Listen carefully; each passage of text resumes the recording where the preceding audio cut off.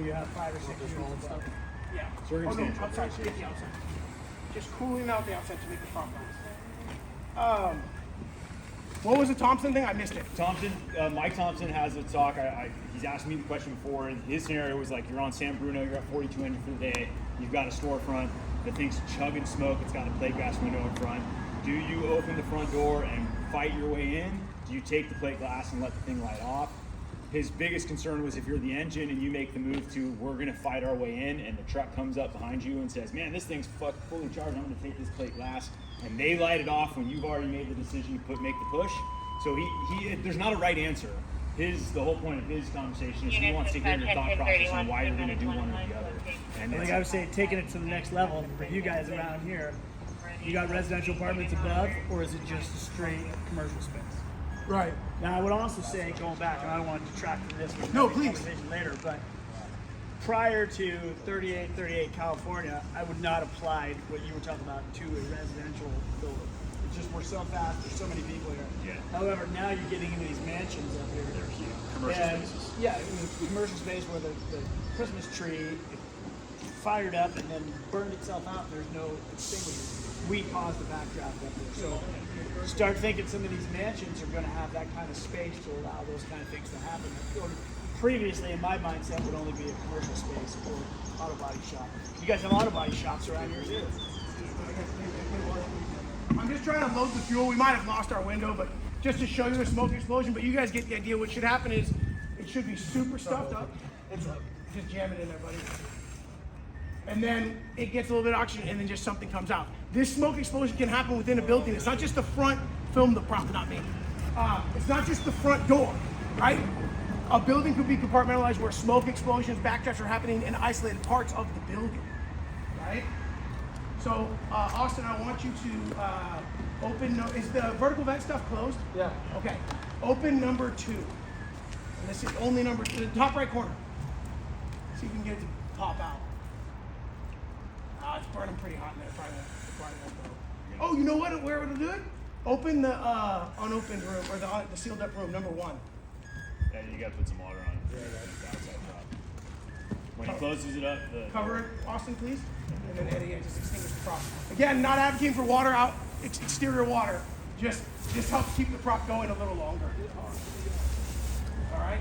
So do me a favor, and or actually I can do it. Hey, hang on. Great moment. Look at the smoke. Okay. You'll hear people say it's in the structure. This is the color. This is the look right here.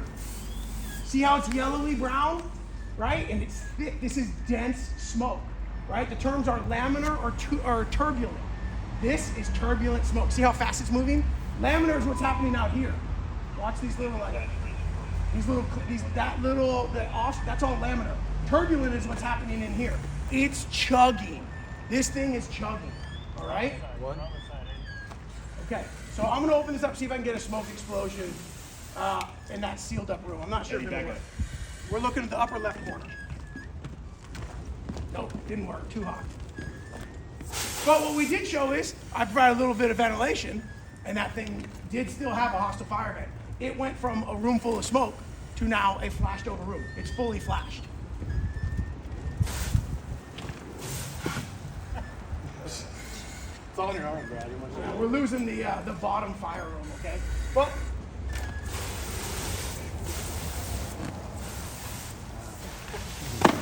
that's all right. If we lose it, we lose it. That's fine. There's other things we can talk about. Do you want to vent it so we can control it longer? Yeah. Because what happens is we lose the ability to close it up, so it's getting all the air at once. But I do want you thinking about what that smoke is telling us. Okay? Eddie, come over here and just put some water in the fire room. Let's watch that vent hole.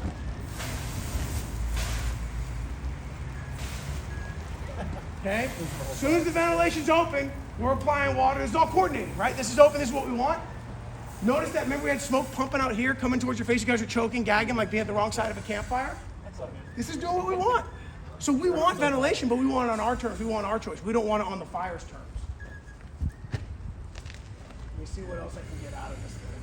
It lost the wall between all the compartments, it looks like. That side would fall off on that side. actual, like the D side? Okay, that's fine. Move that blue recycling bin. Okay, so just talking about other potential things, right? The way that the fire can spread. So we've seen direct flame impingement. The thing that was hot burnt the thing. You lost the plug, man. So it just separated on the phone. That's all right. That's all right. It is what it is. Go ahead and just open the whole thing up. And I'll open the upper left. Pass the tick to somebody else. Ariana, take a look at the tick. Yeah, you cool it, straight edge first. Okay, thin laminar smoke, turbulent smoke in the background, right? Why isn't there any smoke here? It's free burning, right? So smoke is the byproduct of combustion, incomplete combustion. This is not incomplete. This is very efficient. This fire is now burning every single thing we gave it, right? It's gonna be a higher temperature, but what's the benefit of us seeing a fire like this? See it. We know exactly where it is. Engine off. Go right ahead. here. These are very dramatic. This is easy. This Yes. is easy. So, Yes. But Yes. here's where it's not easy.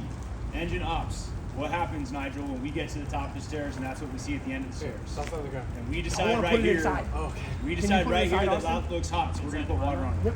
Make you What feel- are we going to create? Yeah. So we went from having this beautiful, hang on. clear environment, right? That we can see. Is I it want to make hot? Joe's point. Yeah. Yeah. Give him the nozzle. Is it hot? Yes. But is it easy to attack? Yes. So when we see it in a free burning state and we're on the engine, what do we want to accomplish before we open the bail? We want to get into position and as deep as we want to get. Okay? We don't want to get to the top of the stairs, see that at the end of the hallway, and light it off by opening the bail. If we want to continue to get further, if we can tolerate the heat and it's burning like this, we're going to want to get into a position where we can do the most damage with that water on this fire right away. Fire A little room, bit of Austin. smoke, a little bit of water on this thing Water. is going to create a shit ton of smoke. It's going to change our environment, make our job way harder, right? Oh, watch out, Austin. Perfect. That's what we wanted to have happen. So, here's this last note right here. Collapse zone. Let it burn for a little bit. Okay. So, you see Austin was applying water. That worked out better than I could have planned it. Austin, I say, Austin, go in there, apply water, right? We've already recognized that the prop is lost, right? This is a total loss. But firefighters in a defensive operation, they'll start out in the parking lot in the street, and the chief says, hey, everybody stay back, it's ladder pipes and hoses. And what happens over the course of a long defensive fire? You get bored. You get bored, and they start moving closer and closer and closer, and Austin was right there with this thing hanging over his head, right? And we're like, no, like, I think I can get it. A lot of firefighters have a lot of confidence in their ability with the hose line, even on a fire that's done, right? And then he would have had himself in the collapse zone, right? What's our collapse zone? 1.5 times the height of the building. Not always achievable because we have a lot of tall buildings here, but something to consider in that moment.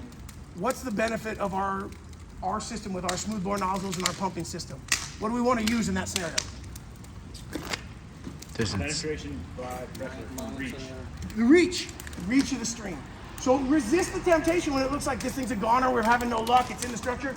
I'll just get closer and closer and closer. This thing has reach for a reason. Our nozzles have reach for a reason, okay? So consider collapse zone, especially on extended operations. This drill's been going on for like 45 minutes, and this is 2 pieces of OSB nailed together and glued together. We knew this thing was gonna fall, right? And we know we have to stay out of the way. Another important responsibility,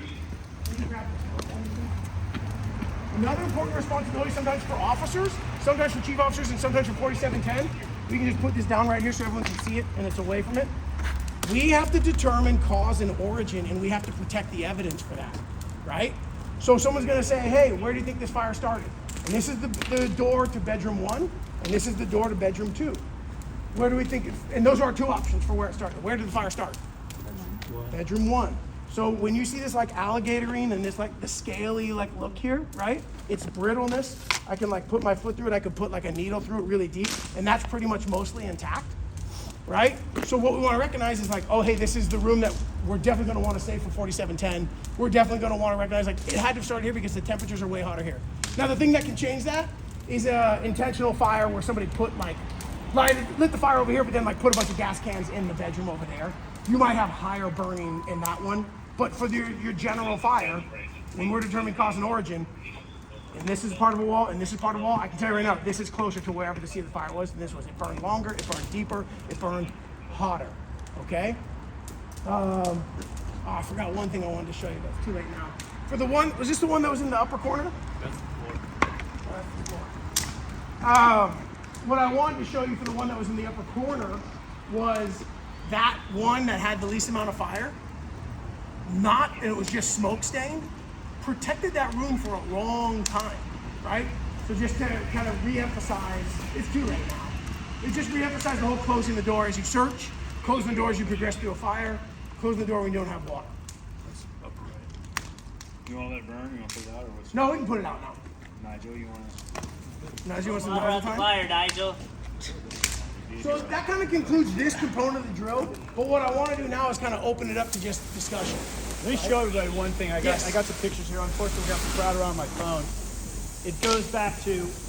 Hey guys, hang on for that, Nigel. Let's Yeah, see you if- put it out. Oh, okay. I'll hold off. Here, I'll do that. You listen to the chief. We'll get everybody around here. Yeah, awesome. Okay, so this is a fire that was down on Rondell, which is down in the Mission. Okay, so here's the initial